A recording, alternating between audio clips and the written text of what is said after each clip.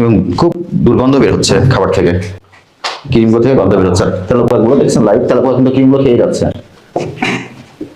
রং দিয়ে চিলি ফল বানানো। পানিটা জোগাড় করেন কোথা থেকে? আচ্ছা, এই পেপারটা এখানে দেওয়ার আগে পেপারটা কোথায় সংরক্ষণ করা ছিল? এই যে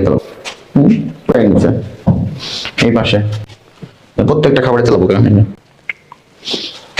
তেলাপোকার ওই কর্নারটা নেই, এই তেলাপোকা ফোকাস নেবেন, খাবারে আসবে।